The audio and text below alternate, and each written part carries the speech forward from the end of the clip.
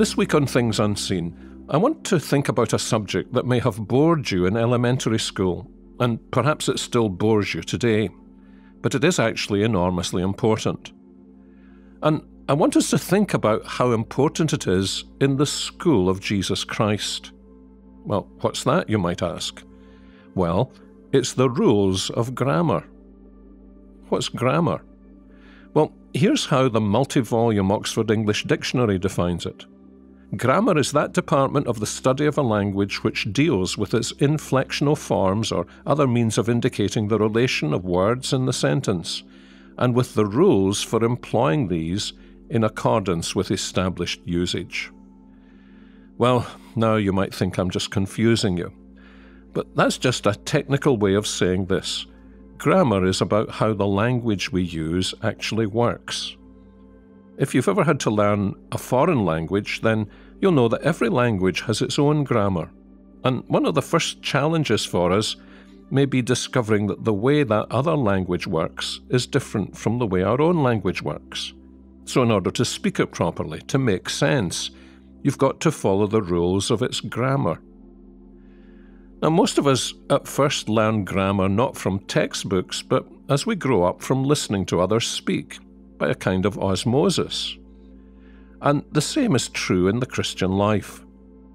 Because my point is, the Christian gospel has its own grammar. But it's a foreign language to the natural man. By nature, we speak another language and use a different grammar. And the more we use it, the more natural and actually the more right it seems to us. And as a result, we're not able to understand the language of the gospel. Remember how Paul says this when he writes to the Corinthians in 1 Corinthians chapter 2, verse 14. They were overly impressed by this world's language and wisdom. And he says, look, the natural man doesn't accept the things of the Spirit of God. They're folly to him, and he is not able to understand them because they're spiritually discerned. By contrast, he says, the gospel comes in words not taught by human wisdom, interpreting spiritual truths in spiritual language. Now, I'm quoting there from the English Standard Version. Paul isn't saying that the gospel can't be expressed in English, obviously. But he is saying that the gospel's grammar is different from the grammar of the natural man. And so the natural man has difficulty understanding it. It's like a foreign language to him. Nicodemus is a powerful illustration of this, isn't he? His conversation with Jesus, probably in Aramaic, or maybe for all we know, since Nicodemus was a scholar and Jesus had lived in Galilee of the Gentiles, it's just possible it was in Greek. So Nicodemus would have had no difficulty in understanding Jesus' words. But by his own admission, he didn't understand what Jesus was saying. He was trying to understand Jesus according to the grammar of a natural fallen man. Remember how Jesus told him that unless he was born again, he couldn't see or understand the kingdom of God? Nicodemus had no problem with the words, but he did admit that he couldn't understand what Jesus was saying. I can't follow you. I can't see this, he said to Jesus. How can a man be born when he's old, like me? He can't go back into his mother's womb again and be born, can he?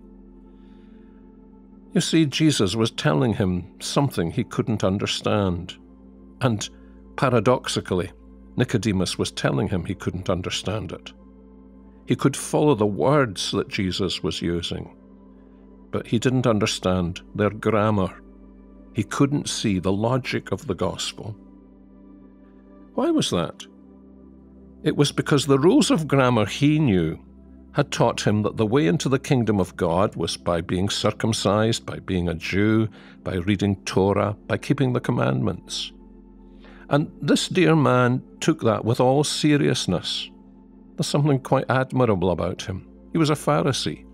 In fact, Jesus calls him the teacher in Israel, the great theology professor, we might say.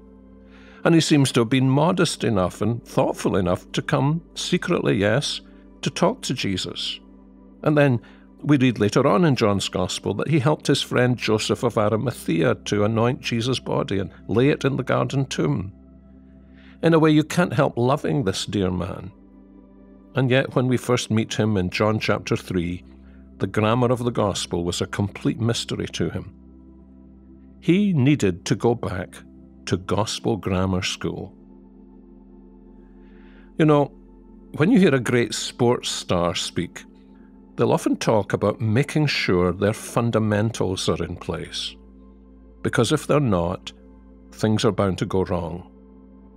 And it's the same with gospel grammar. That's why I think it's really worthwhile for us to spend the rest of this week on Things Unseen talking about the grammar of the gospel. And here's a clue about what we'll talk about tomorrow. It's this. Listen carefully. I hope you'll be in the mood when you listen. So join us tomorrow.